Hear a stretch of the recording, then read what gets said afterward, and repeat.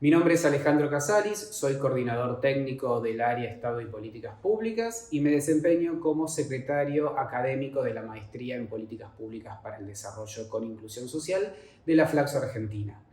Queremos presentarle el ciclo en resistencias, análisis de coyunturas en el quiebre de la relación Estado-sociedad. Esta es una iniciativa que desarrollamos desde el área Estado y Políticas Públicas de la Flaxo con el objetivo de participar en un debate de ideas, convocando a especialistas para analizar el contexto actual de ascenso de las nuevas derechas, de condicionamiento de la democracia y de transformaciones muy profundas en la relación Estado-sociedad. En el día de hoy recibimos al doctor Arturo Laguada Duca para analizar los primeros meses del gobierno de Milei. Arturo es doctor en Ciencias Sociales, es especialista en políticas públicas, es docente en Flaxo en la Maestría de Políticas Públicas y Desarrollo. ¿Qué es lo novedoso del discurso de Milei? El discurso de Milei es novedoso en muchos sentidos. O sea, sería un error creer que es una reedición más del viejo neoliberalismo, aunque obviamente tiene mucho el viejo neoliberalismo y tiene también los mismos intereses atrás de él. Pero lo nuevo que propone Milei es darle una nueva presentación a esos objetivos neoliberales que él disfraza, o mejor dicho, enmarca en aquel concepto de anarcocapitalismo, que es una cosa de la filosofía política que nadie tomó muy en serio nunca.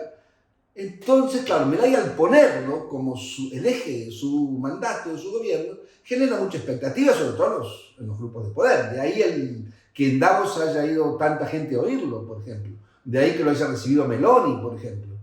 Después, cuando lo oyeron, se dieron cuenta que eso no tenía ninguna viabilidad política y hubo un cierto enfriamiento sobre el enamoramiento inicial que produjo Milei. Pero, de todas maneras, eso implica que Milei no es un presidente débil. Milei es un presidente que está apoyado por la derecha internacional y que responde a un proyecto de derecha internacional. Lo que sí es un presidente inexperto. Es un presidente inexperto en lo institucional, cosa que él desprecia, por otro lado, ¿verdad? Es un presidente inexperto en el manejo de la política, en la concreción de la política cotidiana. Esa inexperiencia, esa falta de expertise se vio, por ejemplo, en el fracaso de la ley Ómnibus. Y eso, obviamente, le va a costar. Le va a costar y es una gran limitación, cosa que ya se ha mostrado, ¿cierto? O sea, debilidad de Milei. ¿Cuál es el papel de la motosierra y de la licuadora en el discurso y en el plan de gobierno de Milei? Bueno, ahí está otra novedad de Milei. O sea, la motosierra, que en el fondo es reducir el gasto público, y reducir el gasto público fundamentalmente en el sector social, en educación, en salud, básicamente en transferencias a las provincias.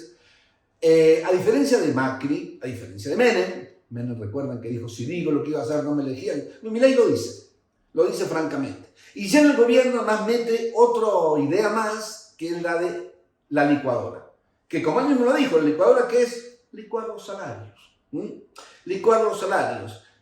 Eso, que es de un cinismo brutal, de todas maneras todavía conecta con sectores de la población que no se dan cuenta de lo que reciben del Estado, clases medias autónomas, comerciantes, pequeños comerciantes, etcétera, que no se dan cuenta, ¿cierto? Y que creen en ese discurso de que todo es mérito propio. Entonces, de alguna manera todavía conecta con ese discurso de la dolarización, de la licuadora y de la motosierra. Pero eso tiene sus límites. Cuando ya la pobreza sea generalizada, como lo es ya actualmente, llegando al 60%, superior a lo que había en 2004. Eso va a marcar su límite rápidamente. Entonces Milei empieza una carrera contra el tiempo. Y la carrera contra el tiempo es lograr que la desvalorización de la moneda haga más fácil la dolarización. Y lograr dolarizar antes que estalle la situación social. Entonces la carrera de Milei es esa, lograr dolarizar y de esa manera contener el malestar generalizado que se está produciendo por la alta inflación y por la baja del consumo. Y esto del papel de la motosierra y la licuadora está ahí, en facilitar el camino de la dolarización como camino de la gobernabilidad y de alguna manera mantener alguna forma de consenso. Para empezar, como decía antes, Milei está jugando una carrera contra el tiempo, que es inflación, retracción económica, empobrecimiento y dolarización como de alguna manera de poder contener todo este malestar y lograr nuevamente seducir a una clase media que poco a poco está generando ya un rechazo con Milei, ni hablar de los sectores populares. Milei, a mi juicio, cometió un error, sobre todo el que es tan hábil en manejarse en la confusión discursiva, y es decir, que va a haber un crecimiento en B a partir de abril, dice marzo y abril van a ser los peores meses, y a partir de ahí va a haber un crecimiento rápido, crecimiento en B. Eso es muy poco tiempo, 2 meses. Y es muy posible que haya recuerdo de esa promesa. Y cuando llegue mayo, junio y no haya tal crecimiento, bueno, va a estar ante problemas políticos. Pero en todo caso, hoy, actualmente, se enfrenta en un trilema de gobernabilidad. O sea, 3 caminos diferentes. El primero es que mantenga su proyecto original, ¿verdad? Y que de alguna manera se presente como un líder carismático contra todo el mundo, que así llegó al gobierno y así se está moviendo hasta ahora, basado fundamentalmente en ese carisma y redoblando la apuesta constantemente. Es un camino arriesgado sobre todo ante una crisis económica fuerte que no parece solucionarse rápido. El segundo, que se ha mencionado mucho, que es la alianza con el PRO, básicamente. Hacer una alianza con el PRO, sobre todo con Mauricio Macri, para que el PRO le dé la gobernabilidad y el poder territorial del cual carece. Eso tiene sus bemoles, porque ni Macri ni Milei confían mutuamente uno en el otro. Milei teme que Macri le colonice el gobierno y de alguna manera lo opaque, lo emascule casi, por decirlo así, ¿cierto? Y por otro lado, por el lado del PRO, temen que Milei absorba al PRO y lo haga desaparecer o lo ponga como un apéndice de la Libertad Avanza. Entonces, ese segundo camino, que de todas maneras sería el más viable, ese también todavía no es tan fácil.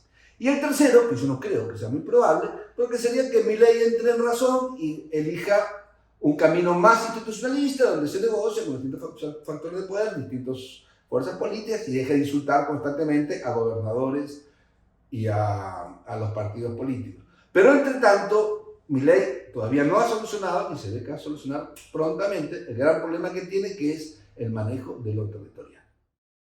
Frente a esto, ¿cuáles son los escenarios o las disyuntivas en las que se encuentra la oposición? Bueno, hay varias oposiciones. Por un lado está la oposición dura, que es el peronismo. Por otro lado, eso que se ha llamado la oposición amigable, que cada vez es menos amigable. Ante los constantes insultos de Milei, ante la constante agresión de Milei, cada vez menos amigable, fundamentalmente la coalición cívica, sectores que casi ex-pro, como Larreta, sectores del radicalismo, el socialismo, etc., que se están comenzando a distanciar de Milei. Sin embargo, la ventaja que tiene el gobierno es que todavía la coalición cívica y esos sectores de la oposición llamada amigable todavía están un poco inmovilizados ante el temor de la acusación de kirchnerismo. Sin embargo, es posible que eso pase y que logre conformarse, o debería poder conformarse, un frente antidictatorial, un frente pro educación pública, pro salud pública, tradiciones argentinas que Milei quiere acabar. De darse eso sería una gran ventaja, ¿cierto? Por lo menos para mantener aquellos aspectos positivos de la tradición argentina. Eso todavía no se ha dado por falta de liderazgo, no se sabe si se va a dar o no. Por otro lado, la oposición en este momento está básicamente en manos de la CGT y los sindicatos. Y es una oposición más dura, es la oposición más efectiva, pero es una oposición que está limitada, claro, porque efectivamente mucha gente, mucho desafiliado, gente que no tiene trabajo estable, no se siente representada por los trabajadores estables, que es un poco el gran truco que siempre tienen los líderes carismáticos de derecha, de recurrir a estos sectores más desafiliados. Sin embargo, los movimientos sociales, la CGT, los trabajadores ocupados son una oposición fuerte y en este momento la que está encabezando la resistencia territorial junto a intendentes y algunos gobernadores. Y por otro lado por último está la falsa oposición, que es el PRO, que no es oposición, sino que simplemente se debate en una disyuntiva si es atar su suerte a la Libertad Avanza y en ese sentido cosechar sus éxitos, pero también arriesgarse a pagar sus fracasos, o la posición de otros, como Ritondo, que son más oportunistas, más freeriders, que dicen, bueno, mantengamos la distancia. Y si Milei triunfa, ahí vamos de furgón de cola. Y si Milei implosiona, nosotros nos mantenemos limpios y listos para volver a participar más adelante. Si te interesa conocer más sobre estos temas, te invitamos a ingresar a la página del Área Estado y Políticas Públicas, donde podrás encontrar nuestros posgrados, maestrías, diplomas superiores, cursos de posgrados y también publicaciones, libros, la revista Estado y Políticas Públicas y una serie de actividades académicas y de conversatorios.